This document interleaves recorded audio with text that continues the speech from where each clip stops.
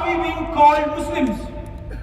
نمازیں ہم سے پڑھی نہیں جاتی ہیں, قرآن ہمیں پڑھنے آتی نہیں ہے, روزے ہم رکھ نہیں پاتے ہیں, پھر ہم مطلب کیا کریں گے قبر میں جا کر؟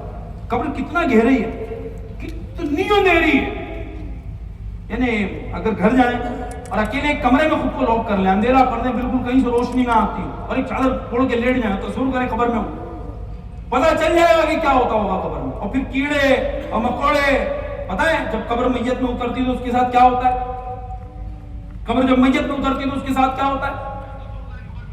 7 دن گزرنے کے بعد وہ روح رب کی بارگاہ میں حاضر ہوتی, مالک میرے جسم کو دیکھنے کی اجازت دے. رب اجازت دیتا, جا دیکھ. جب روح آتی ہے تو دیکھتی کہ میرا پیٹ پھول رہا ہے. آپ دنیا میں کہتے ہیں نا پیٹ کے لیے جی رہا ہوں حضرت, پیٹ بھی تو ضروری ہے نا حضرت. وہی پیٹ پھولے گا, وہ پیٹ پھولے گا, آنکھیں پھولتی ہوں گی, اس کی پتلیاں باہر آنے کو تیار ہوں گی, کان ناک میں پیپیں بھر رہی ہوں گی, خون بڑھ رہا ہوگا. پھر وہ اپنی جنازے کو, اپنی میت کو, اپنی باڈی کو دیکھ کر کہے گا, ناز و نعم میں پلنے کے بعد آفٹر بینگ ان لگژریز تو اس حال میں پہنچ گئے کہ تیرا پیٹ جس میں تو نے نہ حلال کی تمیز کی نہ حرام کی تمیز کی, تو نے ڈال دیا, وہ پیٹ پھول رہا ہے. جن آنکھوں سے تو نے گناہ کیا وہ پتلیاں باہر آنے کو تیار ہے. تیرے ناک کان آنکھ پہ پیپے جمع ہو رہی ہیں. واپس جائے گی. 7 دن پھر گزریں گے, 14واں دن ہے, رب کی بارگاہ میں اجازت, رب دیکھوں, روح کو اجازت ملے گی, جا دیکھ. وہ پھر اپنی جسم کو دیکھے گی, وہ پیٹ جو پھولا تھا پھٹ رہا ہے. میں کس کی سٹوری سنا رہا ہوں؟ آپ کی اور میری سنا رہا ہوں. آپ نہیں بھی چاہو گے تو بھی موت آئے گی. وہ پیٹ پھٹے گا, بدبودار ہو جائے گا, آنکھوں کی پتلیاں ڈھلکنے کو تیار ہیں, پیپ نکلنے کو تیار ہے. وہ پھر یہ دیکھ کر کہے گا, ناز و نعم میں پلنے کے بعد after living your life in luxuries تو اس حال پہ پہنچ گیا ہے. پھر 7 دن گزریں گے, وہی حال. جا کر پھر دیکھتی ہے تو اب اس کے ناک سے کیڑے اس کی کان سے نکل رہے ہوں گے, آنکھ سے کیڑے اس کے منہ سے نکل رہے ہوں گے, اس کا کفن پھٹ کر ہٹ گیا ہوگا, اس کے جسم کے روئیں ختم ہونے کو تیار ہیں. ایک دن مرنا ہے, ایک دن مر جائیں گے. ایک دن وہ آئے گا جب آپ کے نام کا جنازہ اس کپڑے کی میل میں تیار ہو رہا ہوگا. ایک دن آئے گا جب ہسپتال میں آپ کی بل پر ڈیتھ لکھا ہوگا. ایک دن آئے گا جب مسجد کے امام صاحب آپ کا اور آپ کے باپ کا نام لے کر کہہ رہے ہوں گے کہ آپ کا جنازہ اتنے بجے پڑھایا جائے گا. ایک دن آئے گا جب غسال آئے گا اور پانی ڈال کر چیک کرے گا کہ کتنا گرم ہے. آج کی ذرا آن کر کے چیک کرتے نا میرے لیے صحیح ہے کہ نہیں ہے. اس دن غسال چیک کرے گا کہ پانی کتنا گرم ہے. آج کپڑا تم اتارتے ہو, اس دن غسال کاٹ کر نکال رہا ہوگا. آج تم اپنے نرم بستر پہ لیٹتے ہو, اس دن تمہیں اسی کنکڑی پر لٹایا جائے گا. اس موت کا ذکر کیا جائے گا. سب سے پہلے بلایا جائے گا, اس کے بیٹے کو بلاؤ, مٹی ڈالے. منہا خلقناکم وفیہا نعیدکم ومنہا نخرجکم تارۃ اخری. پہلے مٹی باپ بیٹا ڈالے گا. میرا باپ تھا, میں اس کے بنا نہیں رہ سکتا, لیکن مٹی تو ڈالے گا. کتنا ہی کرے گا ٹکڑا, کتنا مٹی تو ڈالے گا. جنازہ جب اٹھایا جائے گا, بیٹے کو بلاؤ, تینوں بچوں کو بولو, بھیا اٹھائے جنازہ, کلمہ پاک کلمہ شہادت, جنازہ اٹھ رہا ہے. کتنا ہی کرے گا ٹکڑا کیوں نہ ہو. آپ نے حرام کمایا ہو, حلال کمایا ہو, جو بھی کمایا ہو, اولاد کو پالا ہو, وہی بیٹا اٹھا رہا ہوگا.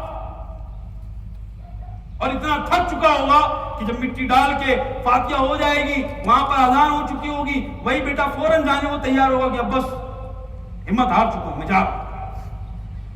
شروعات کے کچھ دن وہ آپ کی قبر پر آئے گا, فاتحہ بھی پڑھے گا, روئے گا بھی. 40 دن گزریں گے, 1 سال گزرے گا تو بھول جائے گا. 2 سال کے بعد قبر بھی یاد نہیں رہے گی. 5 سال کے بعد تو اس کا ہی پتہ نہیں رہے گا. ایک دن مرنا ہے, آخر موت ہے. کر لے جو کرنا ہے, آخر موت ہے. یار یقین کرو, لائف کی سب سے بڑی سچائی وہ ہے موت. کوئی دنیا میں پیدا ہی نہیں ہوا جو اسے ٹال سکتا ہے.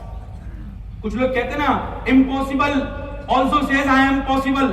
میں گارنٹی کے ساتھ کہتا ہوں, life death is possible and you create any thing that could make it impossible. There is nothing that can make it impossible.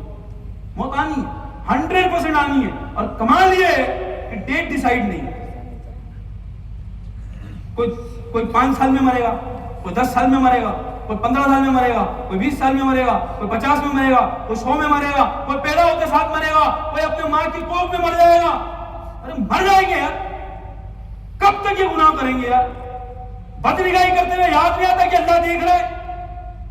मुअज्जिन साहब आजान दे रहे होते हैं, हय्या अलस फलाह, हय्या अलल फलाह, सुनकर भी हमारे कान गवाही नहीं देते कि लब्बैक मैं आ रहा हूं, मुझे कब्र में जाना है,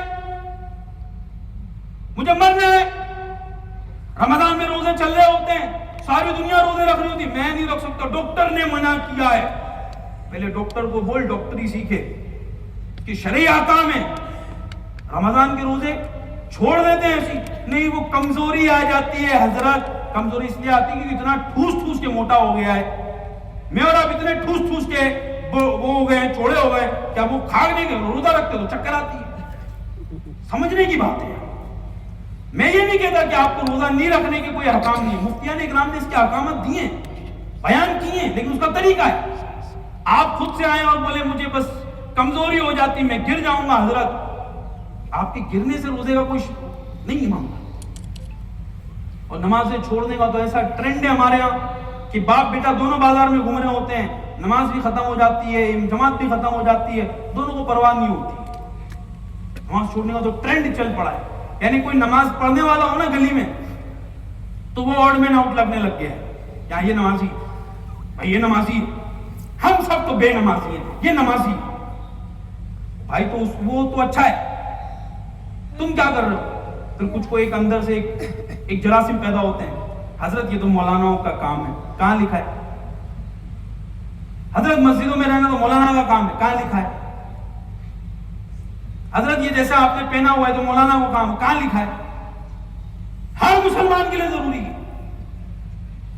मीठी और प्यारे इस्लामी भाइयों, यकीन कीजिए इतनी सख्त है मौत, इतनी सख्त है मौत, इतनी सख्त है कि जो जिसके ऊपर आती है फिर वो बोलने के लायक नहीं रहता, क्यों मर जाता है, मर जाता है, दुनिया से चले जाता है।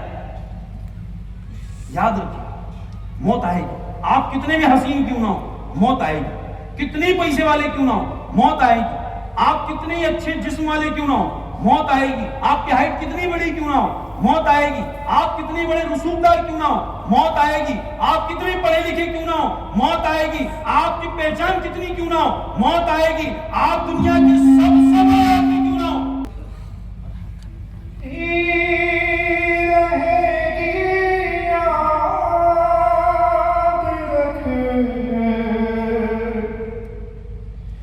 जा